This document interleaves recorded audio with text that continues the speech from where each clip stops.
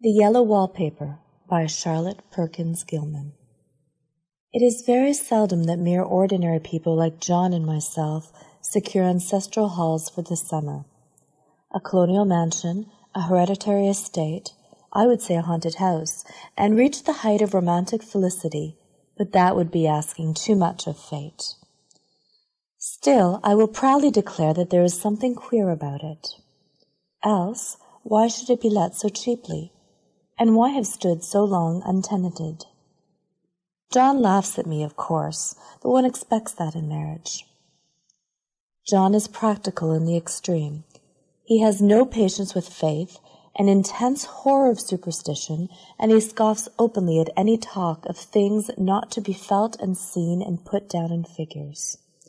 John is a physician, and perhaps, I would not say it to a living soul, of course, that this is dead paper and a great relief to my mind. Perhaps that is one reason I do not get well faster. You see, he does not believe I am sick. And what can one do? If a physician of high standing and one's own husband assures friends and relatives that there is really nothing the matter with one but temporary nervous depression, a slight hysterical tendency, what's one to do? My brother is also a physician, and also of high standing, and he says the same thing. So I take phosphates or phosphites, whichever it is, and tonics, and journeys, and air, and exercise, and am absolutely forbidden to work until I am well again. Personally, I disagree with their ideas. Personally, I believe that congenial work with excitement and change would do me good. But what is one to do? I did write for a while in spite of them, but it does exhaust me a good deal, having to be so sly about it, or else meet with heavy opposition. I sometimes fancy that my condition, if I had less opposition and more society and stimulus. But John says the very worst thing I can do is to think about my condition, and I confess it always makes me feel bad. So I will let it alone and talk about the house. The most beautiful place. It is quite alone, standing well back from the road, quite 3 miles from the village. It makes me think of English places that you read about, for there are hedges and walls and gates that lock, and lots of separate little houses for the gardeners and people. There is a delicious garden. I never saw such a garden, large and shady, full of box-bordered paths, and lined with long, grape-covered arbors with seats under them. There were greenhouses, too, but they are all broken now. There was some legal trouble, I believe, something about the heirs and co-heirs. Anyhow, the place has been empty for years. That spoils my ghostliness, I'm afraid, but I don't care. There's something strange about the house. I can feel it. I even said so to John one moonlight evening, but he said what I felt was a draught and shut the window. I get unreasonably angry with John sometimes. I'm sure I never used to be so sensitive. I think it's due to this nervous condition. But John says if I feel so, I shall neglect proper self-control, so I take pains to control myself, before him at least, and that makes me very tired. I don't like our room a bit. I wanted one downstairs that opened on the piazza and had roses all over the window and such pretty old-fashioned chintz hangings, but John would not hear of it. He said there was only one window and not room for 2 beds, and no near room for him if he took another. He is very careful and loving, and hardly lets me stir without special direction. I have a scheduled prescription for each hour in the day. He takes all care for me, and so I feel basely ungrateful not to value it more. He said when we came here solely on my account that I was to have perfect rest and all the air I could get. Your exercise depends on your strength, my dear, said he, and your food somewhat on your appetite, but air you can absorb all the time. So we took the nursery at the top of the house. It is a big, airy room, the whole floor nearly, with windows that look all ways, and air and sunshine galore. It was nursery first, and then playroom and gymnasium, I should judge, for the windows are barred for little children, and there are rings and things in the walls. The paint and paper look as if a boys' school had used it. It is stripped off, the paper, in great patches all around the head of my bed, about as far as I can reach, and in a great place on the other side of the room low down. I never saw worse paper in my life. One of those sprawling, flamboyant patterns committing every artistic sin. It is dull enough to confuse the eye in following, pronounced enough to constantly irritate and provoke study, and when you follow the lame, uncertain curves for a little distance, they suddenly commit suicide, plunge off at outrageous angles, destroy themselves in unheard-of contradictions. The color is repellent, almost revolting, a smoldering, unclean yellow, strangely faded by the slow-turning sunlight. It is a dull yet lurid orange in some places, a silky sulphur tint in others. No wonder the children hated it. I should hate it myself if I had to live in this room long. There comes John, and I must put this away. He hates to have me write a word. We have been here 2 weeks, and I haven't felt like writing before since that first day. I am sitting by the window now, up in this atrocious nursery, and there is nothing to hinder my writing as much as I please, save lack of strength. John is away all day, and even some nights when his cases are serious. I am glad my case is not serious, but those nervous troubles are dreadfully depressing. John does not know how much I really suffer. He knows there's no reason to suffer, and that satisfies him. Of course it is only nervousness. It does weigh on me so not to do my duty in any way. I meant to be such a help to John, such a real rest and comfort, and here I am a comparative burden already. Nobody would believe what an effort it is to do what little I am able, to dress and entertain and other things. It is fortunate that Mary is so good with the baby, such a dear baby, and yet I cannot be with him. It makes me so nervous. I suppose John was never nervous in his life. He laughs at me so about this wallpaper. At first he meant to repaper the room, but afterwards he said I was letting it get the better of me, and that nothing was worse for a nervous patient than to give way to such fancies. He said that after the wallpaper was changed it would be the heavy bedstead, then the barred windows, and then that gate at the head of the stairs, and so on. You know the place is doing you good, he said, and really, dear, I don't care to renovate the house just for a 3 months' rental. Then do let us go downstairs, I said. There are such pretty rooms there. Then he took me in his arms and called me a blessed little goose, and said he would go down to the cellar if I wished, and have it whitewashed into the bargain. But he is right enough about the beds and windows and things. It is an airy and comfortable room as any one need wish, and of course I would not be so silly as to make him uncomfortable just for a whim. I'm really getting quite fond of the big room, all but that horrid wallpaper. Out of one window I can see the garden, those mysterious deep-shaded arbors, the riotous old-fashioned flowers, and bushes and gnarly trees. Out of another I get a lovely view of the bay and a little private wharf belonging to the estate. There is a beautiful shaded lane that runs down there from the house. I always fancy I see people walking in these numerous paths and arbors, but John has cautioned me not to give way to fancy in the least. He says that with my imaginative power and habit of story-making, a nervous weakness like mine is sure to lead to all manner of excited fancies, and that I ought to try to use my will and good sense to check the tendency. So I try. I think sometimes that if I were only well enough to write a little more, it would relieve the press of ideas and rest me. But I find I get pretty tired when I try. It is so discouraging not to have any advice and companionship about my work. When I get really well, John says we will ask Cousin Henry and Julia down for a long visit, but he says he would as soon put fireworks in my pillowcase as to let me have those stimulating people about now. I wish I could get well faster. But I must not think about that. This paper looks to me as if it knew what a vicious influence it had. There is a recurrent spot where the pattern lolls like a broken neck, and two bulbous eyes stare at you upside down. I get positively angry with the impertinence of it and the everlastingness. Up and down and sideways they crawl, and those absurd, unblinking eyes are everywhere.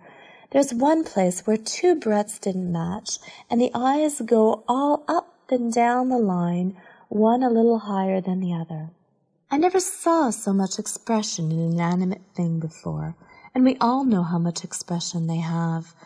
I used to lie awake as a child and get more entertainment and terror out of blank walls and plain furniture than most children could find in a toy store. I remember what a kindly wink the knobs of our big old bureau used to have, and there was one chair that always seemed like a strong friend. I used to feel that if any of the other things looked too fierce, I could always hop into that chair and be safe.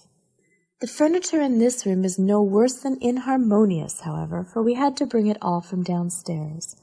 I suppose when this was used as a playroom, they had to take the nursery things out, and no wonder. I never saw such ravages as the children have made here. The wallpaper, as I said before, is torn off in spots, and it sticketh closer than a brother. They must have had perseverance as well as hatred. Then the floor is scratched and gouged and splintered. The plaster itself is dug out here and there, and this great heavy bed, which is all we found in the room, looks as if it had been through the wars. But I don't mind it a bit. Only the paper. There comes John's sister. Such a dear girl as she is, and so careful of me. I must not let her find me writing.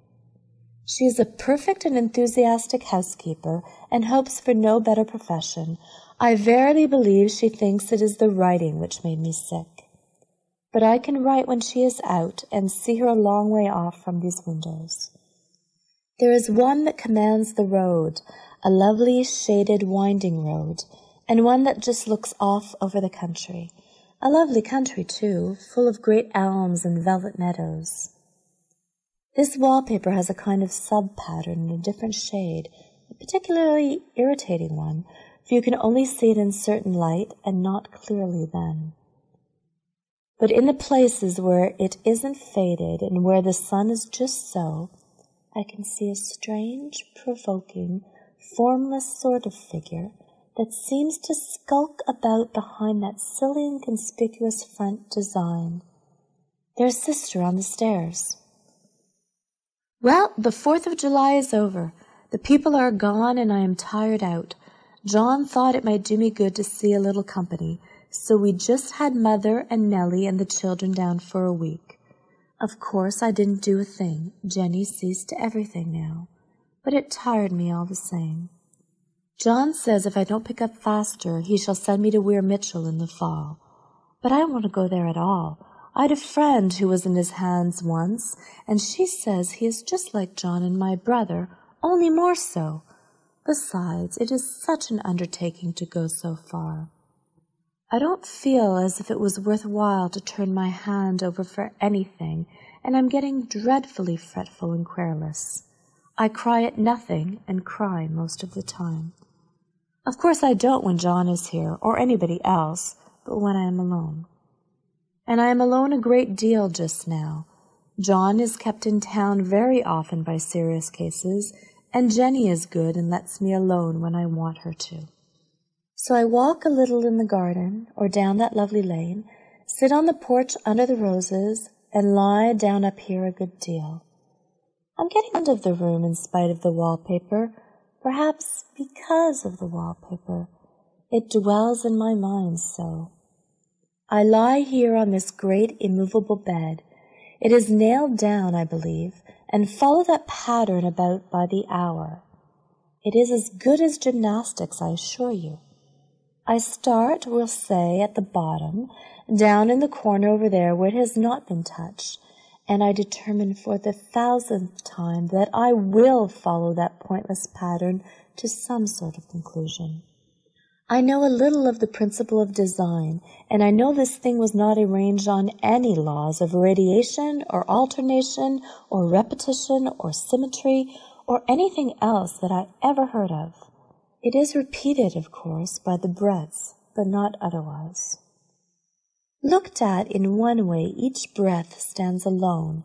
The bloated curves and flourishes, a kind of debased Romanesque with delirium tremens, go waddling up and down in isolated columns of fatuity. But, on the other hand, they connect diagonally, and the sprawling outlines run off in great slanting waves of optic horror, like a lot of wallowing seaweeds in full chase. The whole thing goes horizontally, too, at least it seems so, and I exhaust myself in trying to distinguish the order of its going in that direction. They have used a horizontal breadth for a frieze, and that adds wonderfully to the confusion. There is one end of the room where it is almost intact, and there, when the crosslights fade and the low sun shines directly upon it, I can almost fancy radiation after all. The interminable grotesques seem to form around a common center and rush off in headlong plunges of equal distraction. It makes me tired to follow it. I will take a nap, I guess. I don't know why I should write this. I don't want to. I don't feel able. And I know John would think it absurd, but I must say what I feel and think in some way. It is such a relief. But the effort is getting to be greater than the relief. Half the time now I'm awfully lazy and lie down ever so much. John says I mustn't lose my strength and has me take cod liver oil and lots of tonics and things, to say nothing of ale and wine and rare meat. Dear John, he loves me very dearly and hates to have me sick. I tried to have a real, earnest, reasonable talk with him the other day and tell him how I wish he would let me go and make a visit to Cousin Henry and Julia. But he said I wasn't able to go, nor able to stand it after I got there, and I did not make out a very good case for myself, for I was crying before I'd finished. It is getting to be a great effort for me to think straight. Just this nervous weakness, I suppose. And dear John gathered me up in his arms and just carried me upstairs and laid me on the bed and sat by me and read to me till it tired my head. He said I was his darling and his comfort and all he had, and that I must take care of myself for his sake and keep well. He says no one but myself can help me out of it, that I must use my will and self-control and not let any silly fancies run away with me. There's one comfort. The baby is well and happy and does not have to occupy this nursery with the horrid wallpaper. If we had not used it, that blessed child would have. What a fortunate escape! Why, I wouldn't have a child of mine, an impressionable little thing, live in such a room for worlds. I never thought of it before, but it is lucky that John kept me here after all. I can stand it so much easier than a baby, you see. Of course, I never mention it to them any more. I am too wise, but I keep watch of it all the same. There are things in that paper that nobody knows but me or ever will. Behind that outside pattern, the dim shapes get clearer every day. It is always the same shape, only very numerous. And it is like a woman stooping down and creeping about behind that pattern. I don't like it a bit. I wonder, I begin to think, I wish John would take me away from here. It is so hard to talk with John about my case because he is so wise and because he loves me so. But I tried it last night. It was moonlight. The moon shines in all around just as the sun does. I hate to see it sometimes. It creeps so slowly and always comes in by one window or another. John was asleep and I hated to waken him, so I kept still and watched the moonlight on that undulating wallpaper till I felt creepy.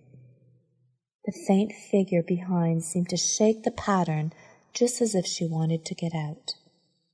I got up softly and went to feel and see if the paper did move, and when I came back John was awake. "What is it, little girl?" he said. "Don't go walking about like that, you'll get cold." I thought it was a good time to talk, so I told him that I really was not gaining here, and that I wished he would take me away. "Why, darling," said he, "our lease will be up in 3 weeks, and I can't see how to leave before. The repairs are not done at home, and I cannot possibly leave town just now. Of course, if you were in any danger, I could and would, but you really are better, dear, whether you can see it or not. I am a doctor, dear, and I know. You are gaining flesh and color. Your appetite is better. I feel really much easier about you." "I don't weigh a bit more," said I, "nor as much, and my appetite may be better in the evening when you are here, but it is worse in the morning when you are away." "Bless her little heart," said he with a big hug. "She shall be as sick as she pleases. But now let's improve the shining hours by going to sleep and talk about it in the morning." "And you won't go away?" I asked gloomily. "Why, how can I, dear? It is only 3 weeks more, and then we will take a nice little trip of a few days while Jenny is getting the house ready. Really, dear, you are better." "Better in body, perhaps," I began, and stopped short, for he sat up straight and looked at me with such a stern, reproachful look that I could not say another word. "My darling," said he, "I beg of you, for my sake and for our child's sake as well as for your own, that you will never for one instant let that idea enter your mind. There is nothing so dangerous, so fascinating to a temperament like yours. It is a false and foolish fancy. Can you not trust me as a physician when I tell you so?" So of course I said no more on that score, and we went to sleep before long. He thought I was asleep first, but I wasn't, and lay there for hours trying to decide whether that front pattern and the back pattern really did move together or separately. On a pattern like this, by daylight, there is a lack of sequence, a defiance of law that is a constant irritant to a normal mind. The color is hideous enough and unreliable enough and infuriating enough, but the pattern is torturing. You think you've mastered it, but just as you will get under way in following, it turns a back somersault and there you are. It slaps you in the face, knocks you down, and tramples upon you. It is like a bad dream. The outside pattern is a florid arabesque reminding one of a fungus. If you can imagine a toadstool in joints, an interminable string of toadstools, budding and sprouting in endless convolutions, why, that is something like it. That is, sometimes. There is one marked peculiarity about this paper, a thing no one seems to notice but myself, and that is that it changes as the light changes. When the sun shoots in through the east window, I always watch for that first long, straight ray. It changes so quickly that I never can quite believe it. That is why I watch it always. By moonlight, the moon shines in all night when there is a moon. I wouldn't know it was the same paper. At night, in any kind of light, in twilight, candlelight, lamplight, and worst of all by moonlight, it becomes bars, the outside pattern, I mean, and the woman behind it is as plain as can be. I didn't realize for a long time what that thing was that showed behind, that dim sub-pattern, but now I am quite sure it is a woman. By daylight she is subdued, quiet. I fancy it is the pattern that keeps her so still. It is so puzzling. It keeps me quiet by the hour. I lie down ever so much now. John says it is good for me, and to sleep all I can. Indeed, he started the habit by making me lie down for an hour after each meal. It is a very bad habit, I am convinced, for you see, I don't sleep, and that cultivates deceit, for I don't tell him I'm awake. Oh, no! The fact is, I am getting a little afraid of John. He seems very queer sometimes, and even Jenny has an inexplicable look. It strikes me occasionally, just as a scientific hypothesis, that perhaps it is the paper. I have watched John when he did not know I was looking, and come into the room suddenly on the most innocent excuses, and I've caught him several times looking at the paper. And Jenny, too. I caught Jenny with her hand on it once. She didn't know I was in the room, and when I asked her in a quiet, a very quiet voice, with the most restrained manner possible, what she was doing with the paper, she turned around as if she had been caught stealing and looked quite angry, asked me why I should frighten her so. Then she said that the paper stained everything it touched, that she had found yellow smooches on all my clothes and John's, and she wished we would be more careful. Did that not sound innocent? But I know she was studying that pattern, and I am determined that nobody shall find it out but myself. Life is very much more exciting now than it used to be. You see, I have something more to expect, to look forward to watch. I really do eat better, and am more quiet than I was. John is so pleased to see me improve. He laughed a little the other day and said I seemed to be flourishing in spite of my wallpaper. I turned it off with a laugh. I had no intention of telling him it was because of the wallpaper. He would make fun of me. He might even want to take me away. I don't want to leave now until I have found it out. There is a week more, and I think that will be enough. I'm feeling ever so much better. I don't sleep much at night, for it is so interesting to watch developments, but I sleep a good deal in the daytime. In the daytime, it is tiresome and perplexing.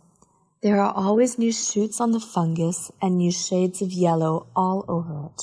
I cannot keep count of them, though I have tried conscientiously. It is the strangest yellow, that wallpaper. It makes me think of all the yellow things I ever saw, not beautiful ones like buttercups, but old, foul, bad yellow things.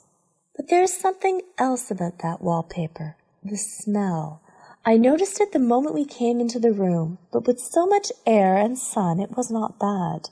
Now that we have had a week of fog and rain, and whether the windows are open or not, the smell is here. It creeps all over the house. I find it hovering in the dining room, skulking in the parlor, hiding in the hall, lying in wait for me on the stairs. It gets into my hair. Even when I go to ride, if I turn my head suddenly and surprise it, there is that smell. Such a peculiar odor, too. I've spent hours in trying to analyze it, to find what it smelled like. It is not bad at first, and very gentle, but quite the subtlest, most enduring odor I ever met. In this damp weather it is awful. I wake up in the night and find it hanging over me. It used to disturb me at first. I thought seriously of burning the house to reach the smell. But now I am used to it. The only thing I can think of that it is like is the color of the paper, a yellow smell. There is a very funny mark on this wall, low down near the mopboard, a streak that runs round the room. It goes behind every piece of furniture except the bed, a long, straight, even smooch, as if it had been rubbed over and over. I wonder how it was done and who did it, and what they did it for. Round and round and round, round and round and round. It makes me dizzy. I really have discovered something at last. Through watching so much at night when it changes so, I have finally found out. The front pattern does move, and no wonder the woman behind shakes it. Sometimes I think there are a great many women behind, and sometimes only one, and she crawls around fast, and her crawling shakes it all over. Then, in the very bright spots, she keeps still, and in the very shady spots, she just takes hold of the bars and shakes them hard. And she is all the time trying to climb through, but nobody could climb through that pattern. It strangles so.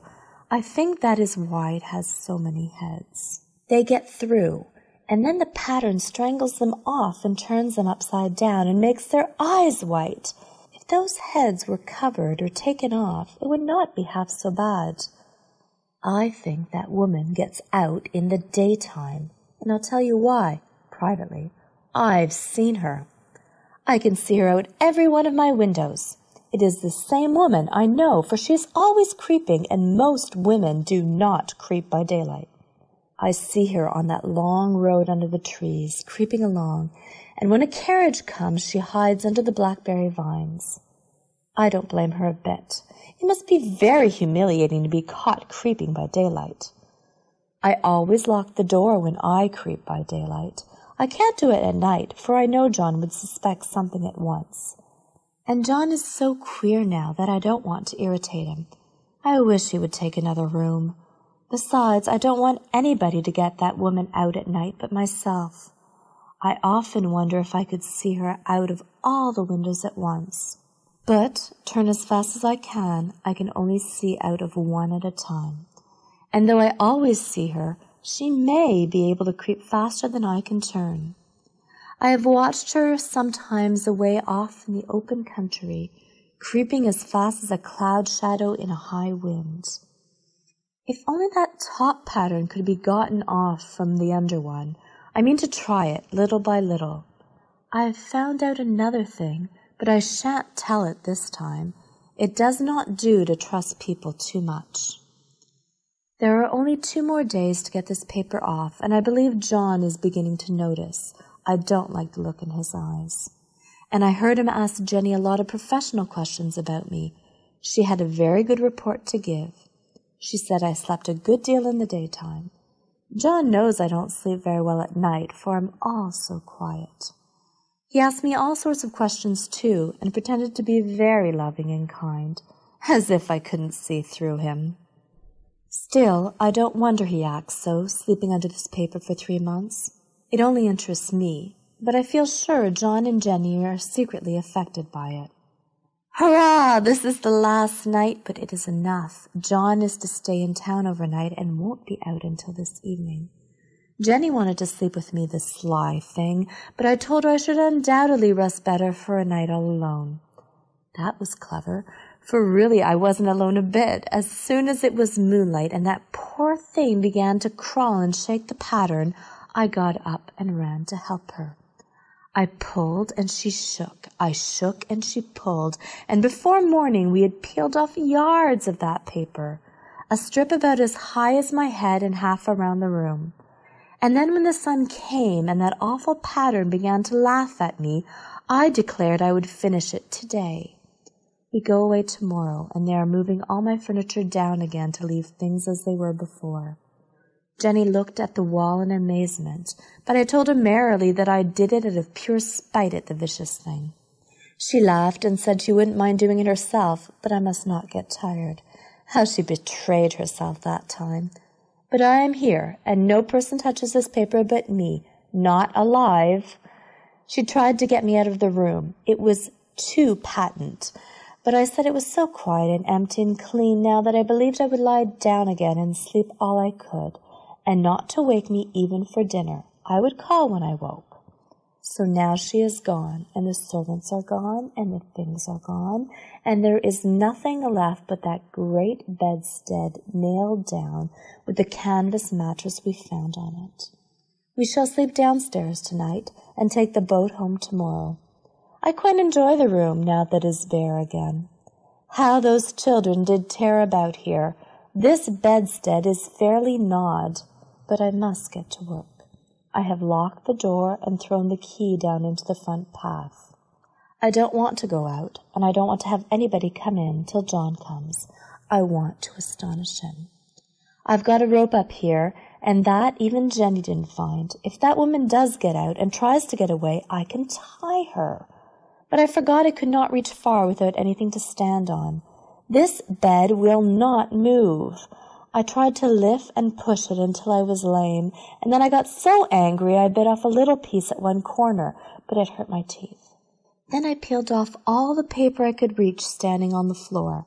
It sticks horribly, and the pattern just enjoys it. All those strangled heads and bulbous eyes and waddling fungus growths just shriek with derision. I am getting angry enough to do something desperate. To jump out the window would be admirable exercise, but the bars are too strong even to try. Besides, I wouldn't do it. Of course not. I know well enough that a step like that is improper and might be misconstrued.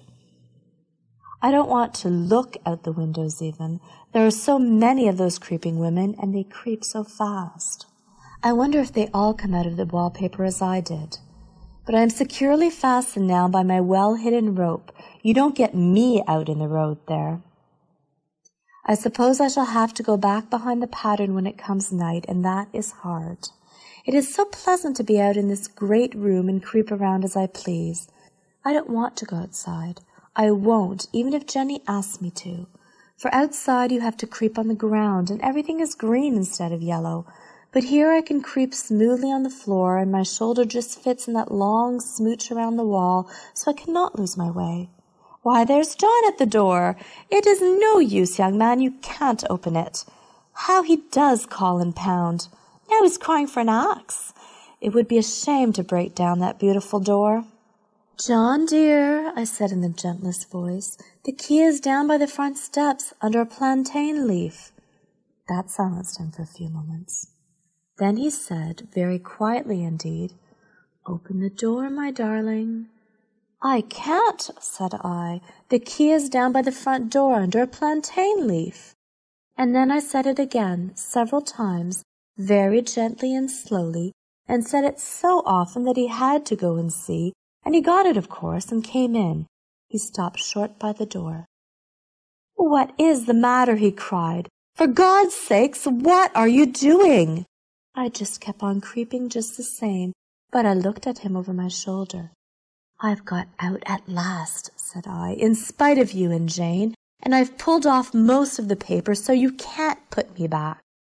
Now why should that man have fainted? But he did, and right across my path by the wall, so that I had to creep over him every time.